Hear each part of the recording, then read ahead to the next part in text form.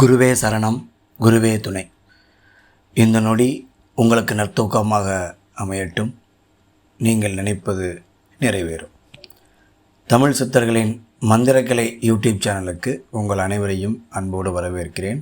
அடியேன் குமரகம் குரு கனகவேல். இன்றைக்கு நாம் பார்க்க போகிற தலைப்பு, அனுமனும் பீமனும் மட்டுமல்ல, நீங்களும் வாயு புத்திரர்களே. உண்மைதான். எது இல்லாமல் கூட நம்மால் வாழ முடியும். ஆனால் காற்றில்லாமல் ஓரிரு நிமிடங்களுக்கு மேல் நம்மால் வாழ முடியாது. காற்று தான் நாம் உயிர் வாழ்வதற்கு அடிப்படை. அதனால் தான் சொல்கிறேன், நீங்கள் அனைவருமே வாயு புத்திரர்களே.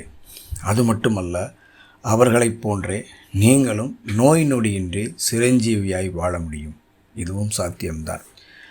எப்படி என்று பார்ப்போம். மந்திரக்கலையை கற்றுக்கொள்ள விரும்பும் நீங்கள் அனைவரும் அறிந்து கொள்ள வேண்டியது, மந்திரக்கலையை முறையாக கற்பதில் முதல் பாடமே மூச்சு பயிற்சி தான். மற்றவை பிறகே. உலகில் பல்வேறு நாகரிகங்கள் தோன்றினாலும் இயற்கையின் ரகசியங்கள் அனைத்தும் தமிழ் நாகரிகத்திற்கே முழுமையாக இறைசக்தியால் வெளிப்படுத்தப்பட்டிருக்கிறது என்றே சொல்லலாம். இது 100% உண்மை. இன்னும் 100 வருடங்கள் கழித்து வரப்போகும் பிரச்சனைகளுக்கான தீர்வுகளை கூட 2000 வருடங்களுக்கு முன்பாகவே நாம் பெற்றுள்ளோம். ஆனால் அதை முறைப்படி நாம் அங்கீகரிக்கவில்லை, பாதுகாக்கவில்லை, பயன்படுத்தவில்லை. வெறுமனே அலட்சியப்படுத்தி விட்டோம். இன்னும் சொல்லப்போனால் பல கலைகளை சிறுமைப்படுத்தி விட்டோம் என்பதே உண்மை. இன்றைக்கு உங்களை சூழ்ந்துள்ள அத்துணை பிரச்சனைகளுக்கும் அதுவே காரணம் என்பதை மறவாதீர்கள். சீனா போன்ற நாடுகள் அவர்களது பாரம்பரிய கலைகளை போற்றுவது போல் நாம் நம்முடையது எதையுமே கொண்டாடவில்லை. ஆனால் அவர்கள் தங்கள் குழந்தைகளுக்கு அவர்களது பாரம்பரிய கலைகளை மிகவும் விருப்பத்துடன் அறிமுகப்படுத்தி அவற்றை பயிலுவதை கட்டாயமாக்குகிறார்கள். ஆனால் வளரி, சிலம்பம், அடிவரிசை, வர்மம் போன்ற நமது தற்காப்பு கலைகளை முழுமையாக உங்களில் கற்றுக்கொண்டவர்கள் எத்தனை பேர் சொல்லுங்கள்? மாடு புல்லை மேய்வது போல் எல்லாவற்றிலும் ஆசைப்படுகிறோமே தவிர அதில் முழுமையாக கவனம் செலுத்தி கற்றுக்கொள்கிறோமா? இல்லை. உங்களைப் போலவே உங்கள் குழந்தைகளும் ஏதிலும் முழுமை பெறாமல் அரைகுறை அறிவுடனேயே வளர்கின்றனர். உலகமே இன்று நீண்ட நாட்கள் வாழ்வதற்கு, நோயின்றி வாழ்வதற்குத்தானே பல்வேறு மருந்துகளை, வழிகளை உலகம் முழுவதும் தேடிக்கொண்டிருக்கின்றனர். ஆனால் பல்லாயிரம் ஆண்டுகளுக்கு முன்பே உடலை உறுதியாக்க நமது சித்தர்கள் கண்டுபிடித்த தேகாபியாசம் எனும் யோகக்கலையை யாராவது கடைபிடித்தீர்களா? அதை தினமும் 1 மணி நேரம் கடைபிடித்திருந்தால் கூட இன்று பல்வேறு நோய்கள் உங்களை அண்டியிருக்காதே. உங்கள் அனைவரது அலட்சியம் இன்று மருத்துவத்தை வியாபாரமாக்கிவிட்டது. நாம் தினந்தோறும் பார்க்கிறோமே, குறைந்த வயதில் பல்வேறு நோய்களால் மரணமடையும் பிள்ளைகளை. அவர்கள் மரணத்திற்கு என்ன காரணம்? அகால மரணம் அடைந்தார்கள் என்று போஸ்டர் ஓட்டினால் போதுமா? கதறி கதறி அழுதால் போதுமா? அவர்கள் மரணத்தில் பங்கேற்ற எவருக்காவது, அந்த மரணத்தை கேள்விப்பட்ட எவருக்காவது அறிவு வந்ததா? இந்த மரணங்கள் எதனால் நிகழ்ந்தது என்று யோசித்தோமா? இனி நிகழாமல் இருக்க ஏதாவது ஒரு நடவடிக்கை எடுத்தோமா? இல்லையே. நடவடிக்கை எடுக்க வேண்டும் என்ற எண்ணமே உங்களுக்கு வரவில்லையே. ஆனால் நமது முன்னோர்கள் 2000 வருடங்களுக்கு முன்பே இதற்கான தீர்வை கண்டறிந்து விட்டனர். மூச்சுக்கலை. அதிலும் நாடி சுத்தி, பிராண சுத்தி, சரசுத்தி என்று அட்வான்ஸ் லெவலுக்கு சென்று விட்டனர். இவை 3ஐயும் நீங்கள் கேள்விப்பட்டு இருப்பீர்களே தவிர யாராவது இதை பயிற்சி செய்திருக்கிறீர்களா? யாருமே இவைகளை மதிக்கவே இல்லை. இந்த விலை மதிக்க முடியாத பொக்கிஷங்களை வெறுமனே அலட்சியப்படுத்தி விட்டீர்கள். அதனால் இன்று உங்களிடையே தான் எத்தனை நோய்களுக்காக எவ்வளவு செலவு செய்கிறீர்கள்? சில சமயம் அதுவரை நீங்கள் சம்பாதித்த மொத்த பணத்தையும் செலவு செய்ய வேண்டியுள்ளது. அதுவும் இல்லாமல் செலவு செய்ய முடியாமல் நோய்களின் துன்பத்தை ஏற்றுக்கொண்டு மருத்துவ வசதி பெற முடியாமல் அவதியுறுபவர்கள் எத்தனை பேர்? இது பெரும் புதையலுக்கு சொந்தக்காரன் அது பற்றி தெரியாமல் பிச்சை எடுத்தால் எப்படி இருக்குமோ அது மாதிரி தான் உங்கள் நிலைமையும் இருக்கிறது. இந்த நிலையை எப்போது மாற்றப் போகிறீர்கள்? எந்த நோயாக இருந்தாலும் சரி, எவ்வளவு முற்றிய நிலையில் அது இருந்தாலும் சரி, வாழ வேண்டும் என்ற ஆசை உங்களுக்குள் இருந்தால் உங்கள் உடல்நிலைக்கு ஏற்ற மூச்சு பயிற்சியை இன்றே இந்த நொடியை ஆரம்பியுங்கள். அன்பர்களே, குருநாதர்கள் மீது ஆணையிட்டு சொல்கிறேன், நீங்கள் அனைவரும் குணமாவது நிச்சயம், சத்தியம். இந்த சர்வைவல் ஆஃப் தி ஃபிட்டஸ்ட், அதாவது தகுதியுள்ளவை தப்பி பிழைக்கும் என்ற வரியை கேள்விப்பட்டிருப்பீர்கள். அதன் பொருளை ஒரு நாளாவது உணர்ந்திருக்கிறீர்களா? ஒரு கம்பெனியில் நீங்கள் தொடர்ந்து வேலை பார்க்க வேண்டுமென்றால் அந்த கம்பெனிக்கு தேவையான விஷயங்களை தெரிந்து வைத்திருப்பது தான் ஃபிட்டஸ்ட், அதாவது தகுதி. அதே போன்று பூமியில் காற்றின் துணை அறிந்து வாழ்வதுதான் ஃபிட்டஸ்ட், அதாவது தகுதி. அதே நேரம் சந்திரனில் காற்றில்லாமல் வாழ்வது எப்படி என்று கற்றிருப்பது தான் ஃபிட்டஸ்ட் ஆஃப் தி சர்வைவல். அதனால தான் சொல்கிறேன், இந்த கிரகத்தில் நீங்கள் சர்வைவல் பண்ண வேண்டும் என்றால் நீங்கள் மூச்சுக்காற்றை பற்றி முழுமையாக தெரிந்து வைத்திருந்தால் மட்டுமே நீங்கள் ஃபிட்டஸ்ட், அதாவது பூமியில் வாழ தகுதி வாய்ந்தவர். இப்போது சொல்லுங்கள், உங்களில் எத்தனை பேர் survival of the fittest on earth? உங்களில் ஒருத்தர் கூட தேர மாட்டீர்கள். அதனால் இந்த நொடியிலிருந்து ஃபிட்டஸ்ட் ஆகிற, அதாவது உங்களை தகுதியானவராக மாற்றும் முயற்சியில் ஈடுபடுங்கள். உங்கள் வாழ்க்கை அந்த நொடி முதல் மாறத் தொடங்கும். தகுதியானவராக உங்களை மாற்றிக்கொள்ள என்ன செய்ய வேண்டும்? ஏதேனும் ஒரு மூச்சு பயிற்சியை உடனே ஆரம்பித்து உங்கள் நுரையீரலின் கொள்ளளவை அதிகரியுங்கள். அதாவது ஒரு நாளைக்கு 10 முறையாவது நுரையீரல் நிரம்பும் அளவு சுவாசியுங்கள் போதும். மூச்சை அடக்க வேண்டாம், அதற்கு பயிற்சி தேவை. ஏனென்றால் ஒவ்வொரு நாளும் உங்கள் நோய்களை தீர்க்கவும் உங்கள் பிரச்சனைகளை சரி செய்யவும் தேவையான மினரல்களையும் உங்கள் உடலுக்கு அன்றாடம் தேவையான மினரல்களையும் இறைவன் காற்றின் மூலம் ஒவ்வொரு நொடியும் கொடுத்து கொண்டிருக்கிறார். மூச்சு பயிற்சியே அதை பெறும் ஒரே வழி. இதை தவிர வேறு எந்த வழியும் உங்களுக்கு இல்லை. ஆனால் நீங்கள் அனைவரும் கோழி மூச்சு விட்டு கொண்டிருக்கிறீர்கள். இன்னும் சிலர் வாயினால் மூச்சு விட்டு கொண்டு மூக்கின் வழியாக சுவாசித்து கொண்டிருப்பதாக நினைத்து கொண்டிருப்பீர்கள். சரியா? மிகப்பெரிய தவறு செய்கிறீர்கள் என்று அர்த்தம். உங்கள் நுரையீரல் முழுமையாக காற்றால் நிரம்ப வேண்டும். அப்போதுதான் சிறுநீரகத்திற்கு தேவையான காற்று சென்று சிறுநீரக நோய்கள் உங்களுக்கு வராமல் இருக்கும். ஒருவேளை வந்திருந்தாலும் அந்த நோய்கள் குணமாகும். சிறுநீரக நோயால் பாதிக்கப்பட்டிருப்பவர்கள் சுவாசிப்பதற்கு வெகுவாக சிரமப்படுவதை நீங்களே பார்த்திருப்பீர்கள். உடலுக்குள் வரும் மூச்சுக்காற்றானது உங்கள் உடலில் உள்ள இரத்தத்தால் உறிஞ்சப்பட்டு அதில் உள்ள உடலுக்கு தேவையான உங்கள் உடலில் குறைவாய் இருக்கும் மினரல்களையும், அதாவது தாதுக்களையும், உங்கள் உடலில் உள்ள நோய்களை தீர்க்க தேவையான மினரல்களையும் இரத்தத்தின் மூலம் நாடிகளின் வழியே உடலெங்கும் கொண்டு சேர்க்கும்.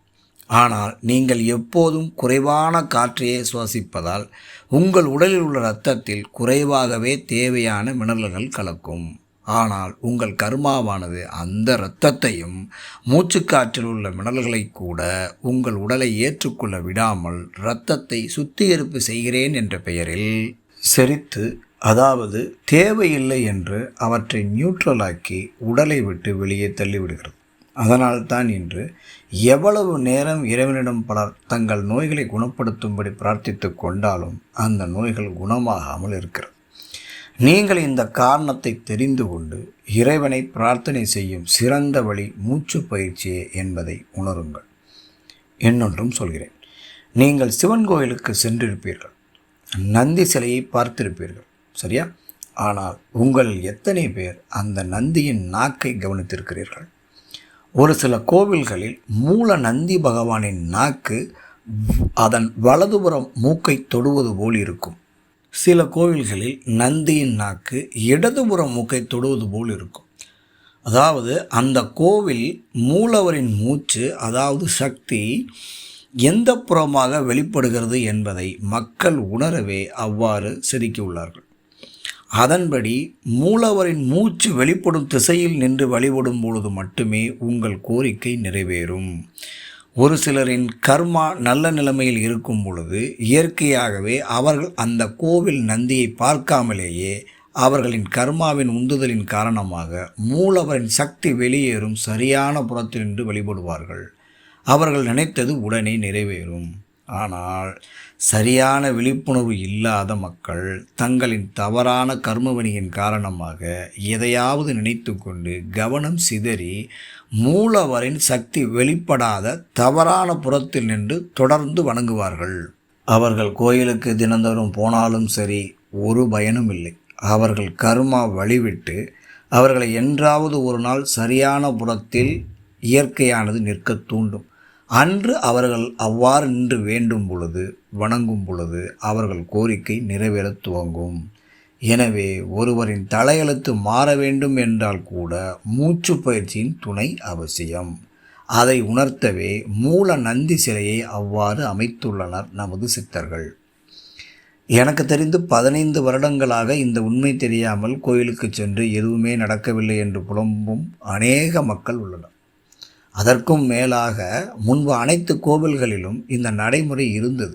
ஆனால் தற்போதைய சூழலில் கோவில் புனரமைப்பு என்ற பெயரில் பல்லாண்டு காலமாக புதிய நந்திகள் வைக்கப்பட்டதால் இந்த ரகசியம் மக்களை சென்றடையவில்லை.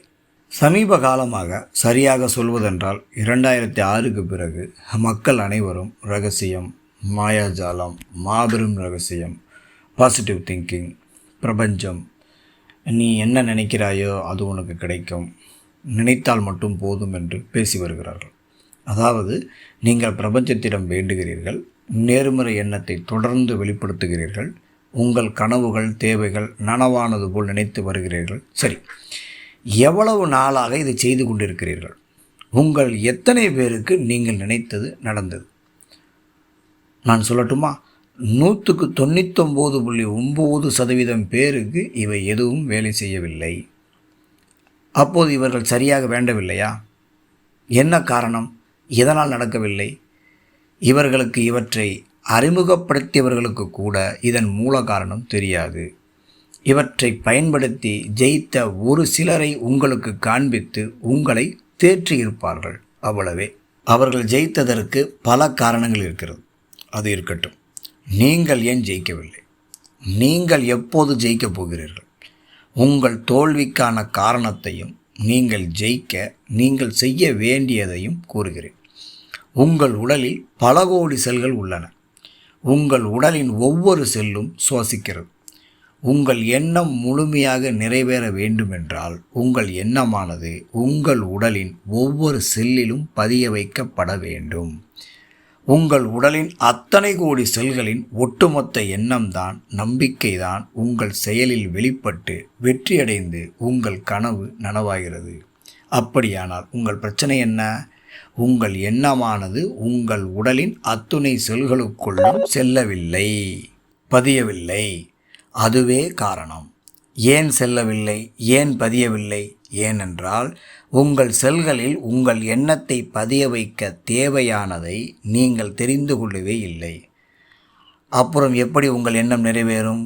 சமையலுக்கு தேவையான அனைத்தையும் செய்துவிட்டு அடுப்பை பற்ற வைக்க வேண்டும் என்பதை அறியாமல் தெரியாமல் இருந்தீர்கள் என்றால் எப்படி சாப்பிடுவீர்கள்? ஒரு மகத்தான உண்மையை, உண்மையான ரகசியத்தை புரிந்து கொள்ளுங்கள். உங்கள் எண்ணம் எதுவானாலும் அதை உங்கள் மூச்சின் மூலமே உங்கள் உடலுக்குள் கொண்டு சென்று உங்கள் உடலின் அத்துணை செல்களிலும் பதிவு செய்ய முடியும். அதற்கு முழுமையான மூச்சு பயிற்சியே உங்களுக்கு உதவும். இதை தவிர்த்து வேறு வழியே உங்களுக்கு கிடையாது. அன்பர்களே, எழுதி வைத்து கொள்ளுங்கள். கூடிய விரைவில் இந்த உலகில் மனம் சம்பந்தப்பட்ட நோய்கள் அதிகரிக்கும். எந்த மருத்துவத்தாலும் அவற்றை குணப்படுத்த முடியாது. அதற்கு ஒரே மருந்து மனத்தை கட்டுப்படுத்துவதாகவே இருக்கும். உங்களை, உங்கள் வாழ்க்கையை தன் கட்டுப்பாட்டில் வைத்திருக்கும் மனத்தை கட்டுப்படுத்துவதற்கு, மனதை குணப்படுத்துவதற்கு உங்களுக்கு இருக்கும் ஒரே வழி மூச்சு பயிற்சியே. ஆனால் உலகம் அறியாத இந்த மூச்சு ரகசியத்தை பண்டைய சித்தர்கள் பல்லாயிரம் ஆண்டுகளுக்கு முன்பே கற்றிருந்தனர் என்பதை ஒருபோதும் மறவாதீர்கள். சரி, இனி மந்திரக்கலைக்கு வருவோம். மந்திரக்கலைக்கும் மூச்சு கலைக்கும் உள்ள தொடர்பை பார்ப்போம். நம் தமிழ் சித்தர்கள் உடலை ஒரு பூட்டாகவும் மூச்சை அதற்கான ஒரு சாவியாகவும் கருதினர். அதென்ன பூட்டு, சாவி? அதாவது மூச்சை சரியான நாடி வழியாக செலுத்தினால் உடலில் தூங்கி கிடக்கும் பிரம்மாண்ட சக்தி விழித்தெழும் என்று கண்டறிந்தனர். அதனால் உடலை தெய்வ சக்தி குடியிருக்கும் ஆலயமாகவும் அது வெறுமனே எந்த பிரயோஜனமும் இன்றி பூட்டியிருப்பதாகவும் அந்த பூட்டை திறக்கும் சாவியாக இறை சக்தி மனித குலத்திற்கு மூச்சை தந்திருப்பதாகவும் கருதினர். அதனால் மூச்சை சாவியாக கொண்டு உடலென்னும் பூட்டை திறக்க எண்ணினர். அதுபோலவே உலகம் முழுவதும் மனித குலம் இன்று வரை மூச்சை வெறும் உயிர் வாழ மட்டும் பயன்படுத்தும் பொழுது நமது பண்டைய சித்தர்களும் யோகிகளும் மூச்சை ஒவ்வொருவருக்குள்ளும் உள்ள தெய்வ சக்தியை எழுப்பும் ஒரு கருவியாக பயன்படுத்தலாம் என்பதை பல்லாயிரம் ஆண்டுகளுக்கு முன்பே அறிந்து உலகுக்கு அறிவித்து விட்டார்கள் எனும்போது அதை அறியாமல் இருப்பது எவ்வளவு அறியாமை என்பதை உணருங்கள். அது மட்டுமல்ல, ஒவ்வொருவருக்கும் பூட்டு ஒன்று தான், சாவி ஒன்று தான். ஆனால் புரிந்து கொள்ள வேண்டிய விஷயம், ஒவ்வொருவர் உடலிலும் உள்ள சக்தியின் பரிமாணங்கள் வேறு வேறு. இனிப்பு சுவை ஒன்று தான், ஆனால் வெரைட்டிஸ் வேறு வேறு இருக்கிறது அல்லவா? மாம்பழம் ஒரு இனிப்புச்சுவை, பலாச்சுளை ஒரு வகை இனிப்புச்சுவை என்பதைப் போல மந்திரக்கலைக்கு அடிப்படையாக உள்ள மூச்சுக்கலையை சரிவர பயன்படுத்தி உடலுக்குள் செலுத்தும் பொழுது அவரவர் தேவைக்கேற்ற தெய்வ சக்தியை உருவாக்க முடியும் என்பது நமது தமிழ் சித்தர்களது கண்டுபிடிப்பு. அதாவது நமது சித்தர்கள் பல்லாயிரம் ஆண்டுகளுக்கு முன்பாகவே ஸ்பிரிச்சுவல் சயின்டிஸ்டுகளாக இருந்துள்ளனர் என்பதை மறவாதீர்கள். இந்த தெய்வ சக்தியை எழுப்ப ஒவ்வொரு வகையான ஒளி வடிவங்கள் இருப்பதையும் நம் தமிழ் சித்தர்கள் தங்கள் தவ வலிமையின் மூலம் மனதால் உணர்ந்து காதால் கேட்டு அவற்றை மந்திரங்களாக உலகுக்கு தந்தனர்.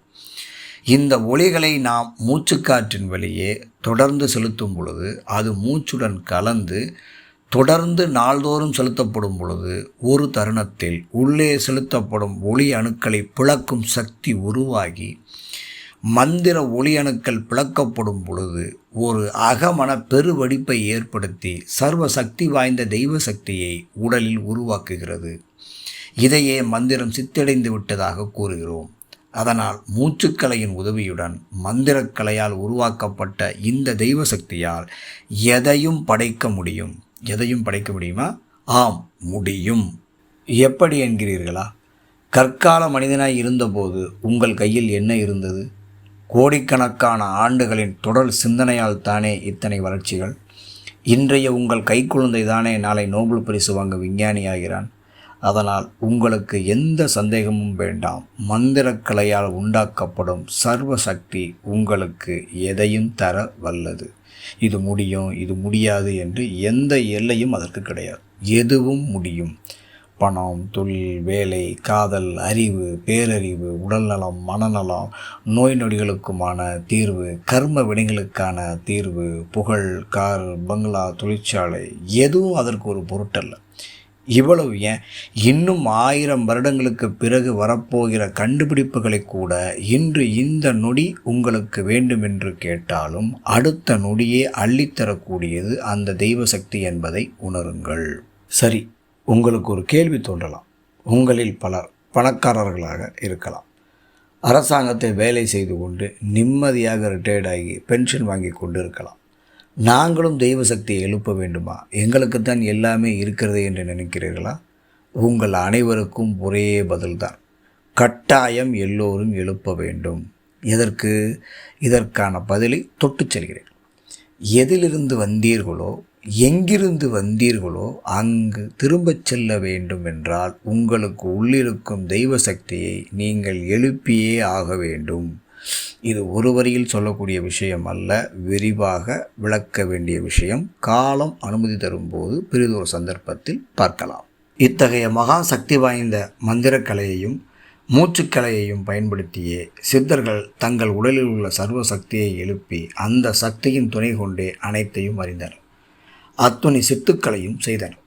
அத்தகைய அற்புதங்களை, சித்துக்களை நீங்கள் மந்திரக்கலையை முழுமையாக கற்கும் பொழுது உங்கள் அனைவராலும் நிகழ்த்த முடியும்.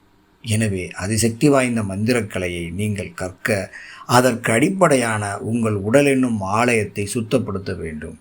உங்கள் உடலெங்கும் பரவியுள்ள 72,000 நாடிகளில் உங்கள் விதி, கர்மா, பழைய எண்ணங்கள், பயம், கோபம், துக்கம், விஷம் என்று இன்னும் பல விஷயங்கள் எல்லாம் சக்தி ஓட்ட தடைகளாக சேமிக்கப்பட்டுள்ளன.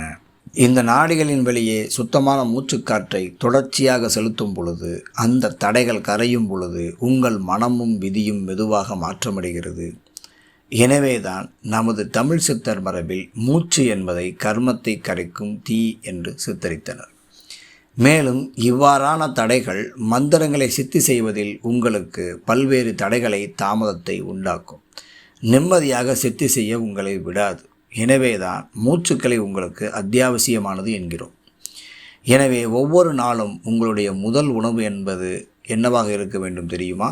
மூச்சுதான் உங்களுடைய முதல் உணவாக இருக்க வேண்டும்.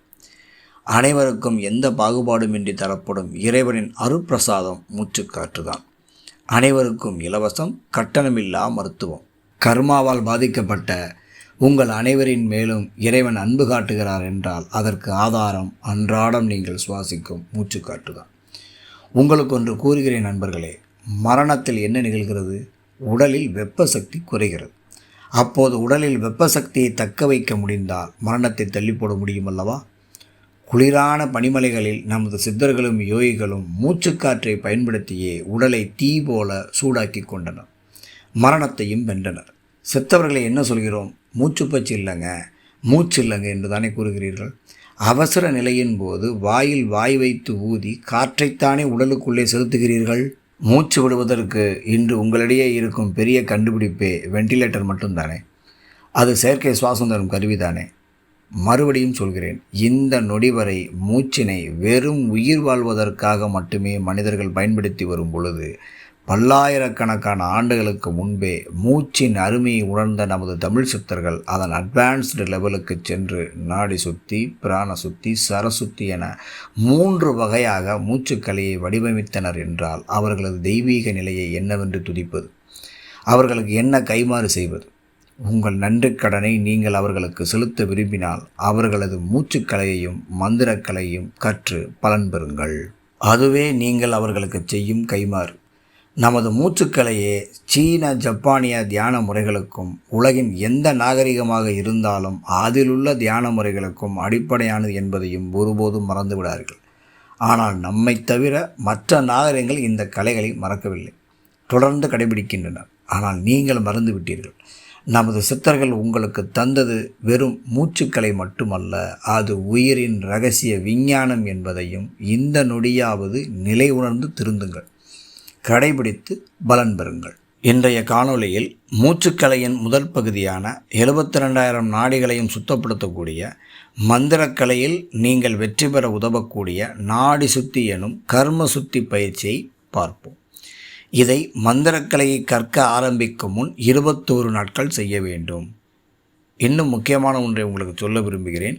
சித்தர்கள் காலத்திலும் அனைவருக்கும் இந்த மூச்சுக்கலையும் மந்திரக்கலையும் கற்றுத்தரப்படவில்லை. ஏனென்றால் மூச்சை ஆளும் மனிதன் உயிரை ஆளுவான், உயிரை ஆளும் மனிதன் தன் உடலை ஆளுவான், உடலை ஆளும் மனிதன் தன் விதியையும் ஆளுவான், விதியை ஆளும் மனிதன் மரணத்தையும் ஆளுவான். அதனால் இந்த அறிவு தகுதியுள்ள சாதகர்களுக்கே வழங்கப்பட்டது. அதை மனதில் வைத்துக்கொண்டு உங்களை தகுதியானவர்களாக மாற்றிக்கொள்ளுங்கள். முதலில் மூச்சுக்கலையின் 3 நிலைகளை அறிவோம். பல காலமாக நாடு சுத்தியையும் பிராண சுத்தி எனும் பிராணாயாமம் போன்றவற்றை கேள்விப்பட்டிருப்பீர்கள். சிலர் கடைபிடித்து கொண்டும் இருக்கலாம். இங்கே பிரச்சனை என்னன்னா, மிக பெரும்பாலோர் இவற்றை தங்கள் வாழ்வில் கடைபிடிப்பதில்லை. இதனால் இவர்களின் மனம் இவர்களது கண்ட்ரோலில் இருப்பதே இல்லை. அதன் காரணமாக அவர்களது வாழ்க்கையும் அவர்கள் கையில் இல்லை. அது மனதின் பிடியில் அதன் கண்ட்ரோலில் இருக்கிறது. மனதின் கண்ட்ரோலில் வாழ்க்கை இருப்பது ஒரு வகையில் சரிதான் என்றாலும் பக்குவப்படாத மனதின் கண்ட்ரோலில் மனித வாழ்க்கை இருப்பதுதான் பேராபத்து. மனது எப்பொழுதுமே எதையும் அனுபவபூர்வமாக தெரிந்து கொள்ள முயற்சிக்கும். அதன் குணமும் அதுதான். அதனால்தான் நமக்கு பிறவி ஏற்படுகிறது. இவ்வுலகில் உள்ள அனைத்தையும் அனுபவபூர்வமாகத்தான் உணர்ந்து கொள்வேன் என்று ஒருவர் நினைத்தால் அவருக்கு பல பிறவிகள் தேவைப்படும். எனவே மற்றவர்களின் அனுபவத்திலிருந்து பாடம் கற்றுக்கொள்ளும் தன்மை மனிதனுக்கு வர வேண்டும். அதுவே பிறவி தவிர்க்கும் இன்னொரு பிரம்ம ரகசியம். எனவே மூச்சு பயிற்சிகளை கடைபிடிக்க ஆரம்பித்து விட்டாலே, தொடர்ந்தாலே போதும், வாழ்க்கை பற்றிய உங்களது பார்வை மாறிவிடும். உங்கள் ஜாதகம் செயலிழக்க ஆரம்பிக்கும். விதி உங்களது கைகளில் இருக்கும். உங்கள் சித்தம் ஒடுங்கும். அதன் மூலம் உங்கள் எண்ணங்கள் ஒருநிலைப்படும். அலைபாயும் மனதை மூச்சால் அமைதிப்படுத்த முடியும். எப்போதும் அலையிலேயே முயன்று கொண்டிருந்தால் கரைக்கு மறுபடி வந்து கொண்டேதான் இருக்க வேண்டும். எதிர்காற்றில் எதிர் அலைகளில் துடுப்பு போல தெரிந்தால் மட்டுமே தான் கடலின் ஆழத்திற்கு செல்ல முடியும், ஆழத்தையும் காண முடியும், மறுபடி கரைக்கு பத்திரமாக திரும்பவும் முடியும். எனவே உடனே இந்த மூச்சு பயிற்சிகளை தொடங்குங்கள். எங்கும் செல்ல வேண்டாம், வீட்டிலேயே தூங்குங்கள். வீட்டில் வேலைக்காகாதா? விடுங்கள். ஏதேனும் ஒரு விளையாட்டு மைதானம் இருந்தால் அங்கு செல்லுங்கள். அதிகாலை 4 மணிக்கு அங்கு இருப்பது போல் சென்று விடுங்கள். ஒரு 48 நாட்களுக்கு செல்லுங்கள். பிறகு பழக்கமாகிவிடும். இன்னும் ஒரு முக்கியமான விஷயம், மனதை அடக்குவது என்பது ஒரு டைனோசரை அதன் அசுர பலத்தை பற்றி சுத்தமாக தெரியாமல் வாக்கிங் கூட்டிட்டு போவது போன்றது. அதுவும் ஜுராசிக் பார்க் படத்தில் காட்டுவார்களே டீரக்ஸ், அது போன்றது உங்கள் ஒவ்வொருவரின் மனதும். அதனால் எளிதாக மனதை அடக்குவது என்பது சாத்தியமே இல்லை. அதுவும் உலக வாழ்க்கையில் இருந்து கொண்டு சாத்தியமல்ல. முயற்சி செய்யவும் வேண்டாம். எனவே இதற்கு ஒரே வழி, மனதை அடக்க வேண்டாம், மனதை பழக்குங்கள். அதாவது மனதை கட்டுக்குள் கொண்டு வருவது என்று புரிந்து கொள்ளுங்கள். அதுவும் மனதிற்கு தெரியாமல் அதை வழிக்கு கொண்டு வருவது என்று புரிந்து கொள்ளுங்கள். நமது மூச்சுக்காற்று தான் அதற்கான சாட்டை. நீங்களும் ரிங் மாஸ்டர் ஆகுங்கள். உங்கள் சாட்டையை சுழற்றுங்கள். சர்க்கஸில் ரிங் மாஸ்டர் கையில் இருக்கிற சாட்டைக்கு கட்டுப்பட்டு இருக்கிற சிங்கத்தைப் போல மனம் உங்களுக்கு பழக்கமாகும். விரைவில் கட்டுப்படும். எனவே மூச்சுக்காற்று எனும் சாட்டையை கையில் எடுத்தால் போதும், மனது தானாக நமது கட்டுப்பாட்டிற்குள் வந்துவிடும். தொடர்ந்த பயிற்சி மனதை முழுமையாக கட்டுக்குள் கொண்டு வரும். மூச்சுக்கலை என்பது நாடி சுத்தி, பிராண சுத்தி, சரசுத்தி எனும் 3 வகை பிரிவுகளை உள்ளடக்கியது. இதில் நாடி சுத்தி +2 வரை படிப்பது போன்றது அடிப்படை. பிராண சுத்தி என்பது கல்லூரி படிப்பு போன்றது. சரசுத்தி என்பது மேற்படிப்பு PhD போன்றது. இம்மூன்றையும் சுருக்கமாக காண்போம். மனிதனாக பிறந்தவனுக்கு மூச்சு ஒன்றே ஆதாரம். மூச்சு இல்லை என்றால் அவன் மடிந்து விடுவான். அந்த நாளோ அடுத்த நாளோ புதைக்கப்பட்டோ எரிக்கப்பட்டோ விடுவான். மண்ணிற்கு மேல் அவனது இருப்பை உறுதிப்படுத்தும் மூச்சுக்காற்று எனும் மாபெரும் பொக்கிஷத்தை, அதன் இரகசியத்தை இன்று வரை உலகின் அனைத்து மனிதர்களும் தங்கள் அலட்சியத்தின் காரணமாக அறிந்து கொள்ளாமல் இருப்பது மிகவும் வருத்தத்துக்குரியது. மூச்சு பயிற்சியை உங்கள் வாழ்க்கையின் ஒவ்வொரு நொடியும் கடைபிடித்தால் போதும். நுரையீரலின் முழு கொள்ளளவும் நிரம்பினால் மனிதனின் நோய்கள் அனைத்தும் பறந்தோடிவிடும். முக்கியமாக இரத்தம் சுத்தமாகும். இரத்தம் சுத்தமானால் செல்கள் சுத்தமாகும். நன்கு பசி எடுக்கும். உடலின் அனைத்து உறுப்புகளும் சுறுசுறுப்படையும். உடல் சுறுசுறுப்பாக இருந்தால் மனம் சுறுசுறுப்பாக இருக்கும். மனம் சுறுசுறுப்பாக இருந்தால் எண்ணங்கள் சுத்தமாகும். ஞானமடைய வாய்ப்பு உண்டாகும். முகத்தில் தேஜஸ் உண்டாகும். அதைவிட முக்கியமாக நினைத்தது நடக்க ஆரம்பிக்கும். அதாவது நீங்கள் நினைத்தது அனைத்தும் நடக்க ஆரம்பிக்கும். நோய்கள் ஏதேனும் இருந்தாலும் தொடர்ந்த மூச்சு பயிற்சியால் அவை குணமாகத் தொடங்கும். இன்னும் சொல்லப்போனால் மருத்துவர்களால் குணப்படுத்த முடியாத அத்தனை நோய்களையும் தொடர்ச்சியான மூச்சு பயிற்சிகளால் குணமாக்க முடியும். ஒருவேளை மருத்துவ உலகத்தால் கண்டறியப்படாத புதுவகையான நோய்களாக இருந்தாலும் அவைகளையும் தொடர்ச்சியான மூச்சு பயிற்சிகளால் குணப்படுத்த முடியும் என்று ஆணித்தரமாக சொல்ல முடியும். கடவுளுக்கும் நமக்குமான தொடர்பு ஒவ்வொரு நொடியும் மூச்சுக்காற்றின் மூலமாக நிகழ்ந்து கொண்டிருக்கிறது என்பதே உண்மையான அர்த்தம். முக்கியத்துவம் கருதி மறுபடியும் சொல்கிறேன், ஒவ்வொரு நாளும் உடலுக்கு தேவையான அனைத்து சத்துக்களையும் மூச்சுக்காற்று வழியாக இறைசக்தியானது நமக்கு கொடுத்து கொண்டே இருக்கிறது. ஆனால் முறையான மூச்சு பயிற்சி இல்லாததாலும் உடலின் அனைத்து உறுப்புகளுக்கும் அந்த சக்தியானது சென்று சேராமல் இருப்பதாலும் தான் நமது இரத்தம் மிகவும் கெட்டுப்போய் இறைசக்தி கொடுக்கும் அத்தனை சத்துக்களையும் கழிவுப் பொருட்களாக மாற்றி உடலானது வெளியே அனுப்பிவிடுகிறது. இதனால் நோய் நொடிகள் பெருகி ஒவ்வொருவரும் தனக்கென தனியே ஒரு மருத்துவமனை வைத்துக்கொள்ளும் அளவு மனநோய்களாலும் அதன் காரணமாக ஏற்படும் நோய் நொடிகளாலும் ஒவ்வொரு மனிதனும் விதிவிலக்கே இல்லாமல் பாதிக்கப்பட்டிருக்கிறார்கள். எவருக்கு எந்த நோய் எப்போது வரும் என்று சொல்ல முடியாத நிலை உண்டாகிறது. நாடி சுத்தி உயிரின் இரகசிய பாதை. நாடி சுத்தி என்பது உடலில் உள்ள நாடி நரம்புகள் எல்லாவற்றையும் சுத்தப்படுத்துவது என்று பொருள்படும். சுத்தி என்பது நமது உடலில் உள்ள நரம்புகளில் வழிகளில் தடைகள் இருப்பின் அவற்றை சரி செய்வது என்று பொருள். நுரையீரலின் கொள்ளளவை கொஞ்சம் கொஞ்சமாக அதிகரித்தல். கோழி மூச்சு விட்டு கொண்டிருக்கும் மனிதனை ஆழமான மூச்சு இழுப்பதற்கு அவனது உடம்பை பழக்கி படிப்படியாக அடுத்த கட்ட பயிற்சியான பிராண சுத்தி எனும் பிராணாயாமத்திற்கு அவனை தயார் செய்வது நாடி சுத்தி செய்வதன் நோக்கமாகும்.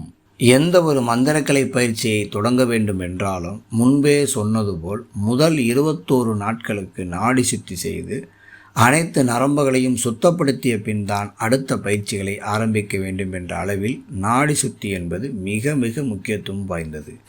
அதாவது உடற்பயிற்சி செய்வதற்கு முன்பாக வார்ம் அப் செய்கிறோம் அல்லவா, அதை போன்றது நாடி சுத்தி.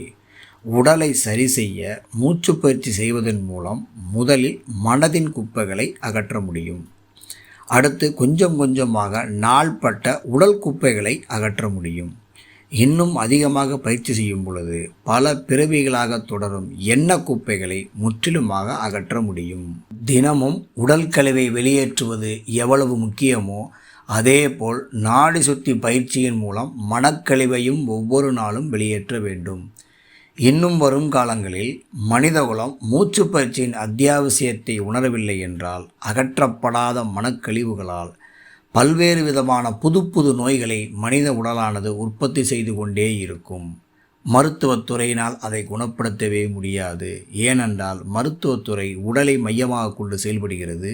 ஆனால் உடல் மனதை மையமாக கொண்டு செயல்படுகிறது என்பதால் மனக்கழிவை அகற்றாமல் ஒரு நாளும் உங்களால் உடல் நோயை முற்றிலுமாக ஒழிக்க முடியாது.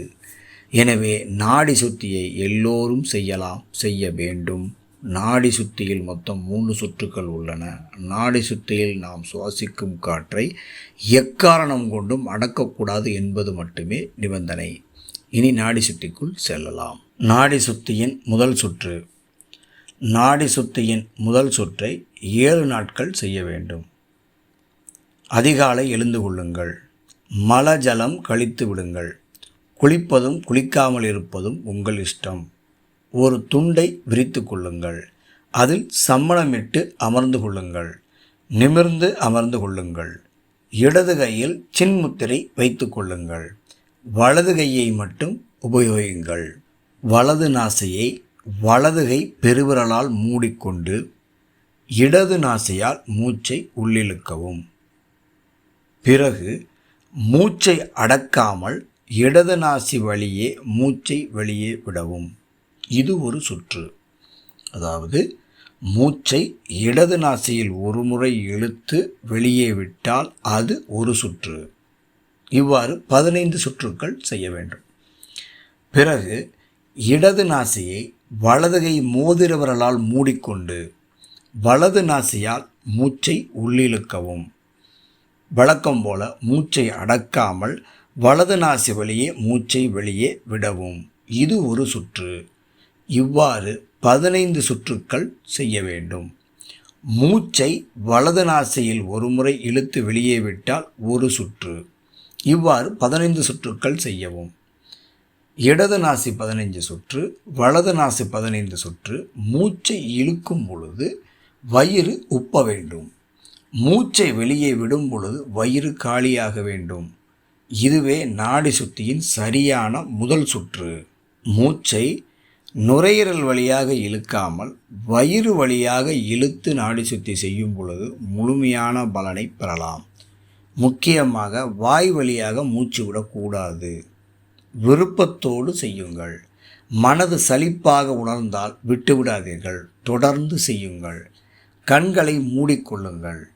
உணவு உண்டுவிட்டு செய்யக்கூடாது. வெறும் வயிற்றில் செய்யலாம்.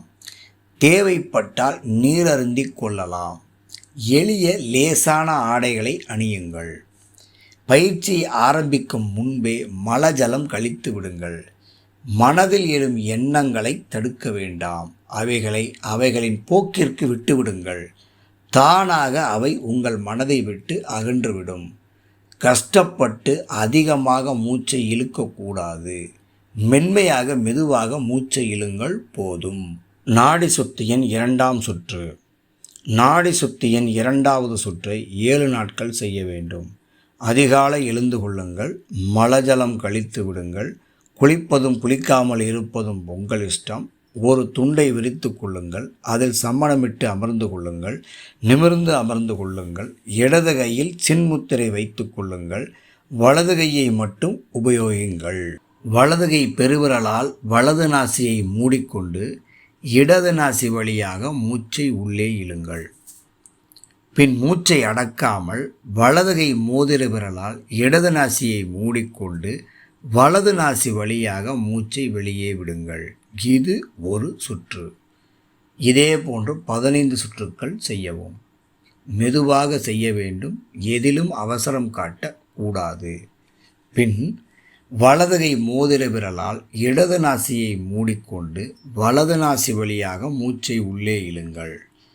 பின் மூச்சை அடக்காமல் வலது கை பெருவிரலால் வலது நாசியை மூடிக்கொண்டு இடது நாசி வழியாக மூச்சை வெளியே விடுங்கள். இது ஒரு சுற்று. இதே போன்று 15 சுற்றுக்கள் செய்யவும். மெதுவாக செய்யுங்கள். மெதுவாக மூச்சை வெளியே விட வேண்டும். எவ்வளவு மெதுவாக விட முடியுமோ அவ்வளவு மெதுவாக விடுங்கள்.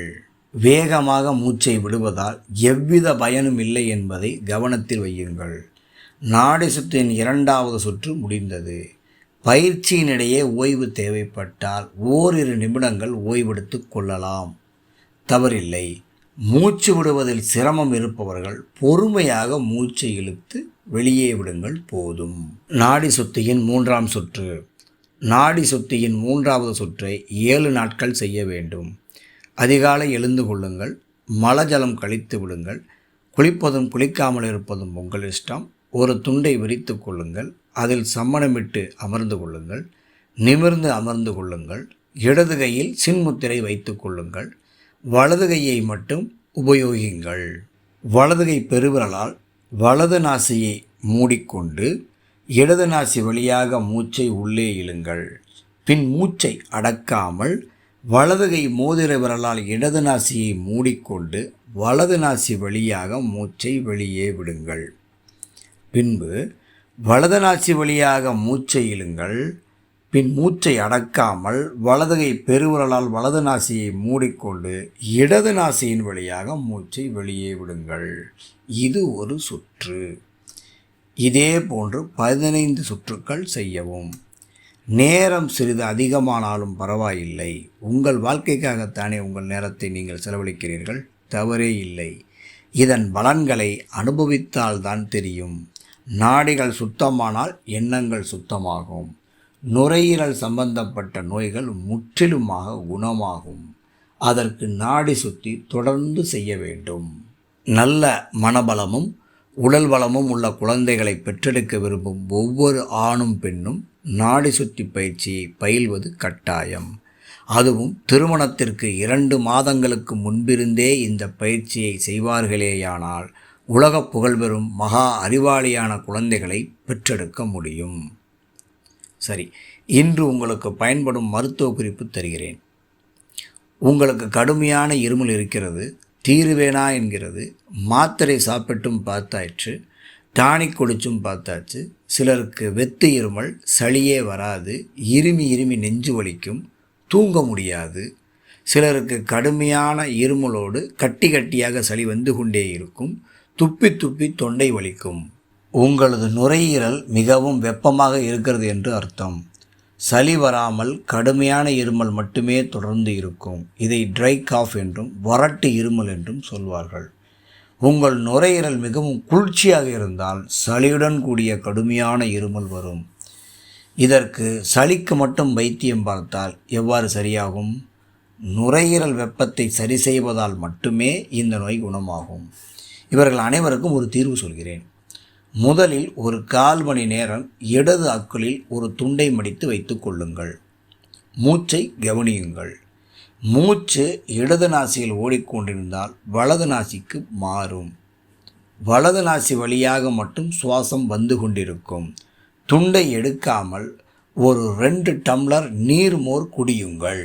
நீர்மோர் குடித்த பிறகும் ஒரு அரை மணி நேரம் துண்டை இடது அக்குளில் வைத்திருங்கள். இருமல் நிற்கும் வரை தினமும் நீர்மோர் குடியுங்கள். எந்த சளியும் பிடிக்காது. இருமல் நோய் அதிகரிக்காது, குறையத் தொடங்கும். ஆனால் கட்டாயம் இடது அக்குளில் ஒரு துண்டை நன்றாக மடித்து வைத்து வலது நாசிக்கு மூச்சை மாற்றிய பிறகு செய்யுங்கள். நோயிலிருந்து மீண்டவுடன் உங்கள் கருத்தை எனக்கு தெரியப்படுத்துங்கள். அன்புடன் அடியேன் குமரகம் குரு கனகவேல்.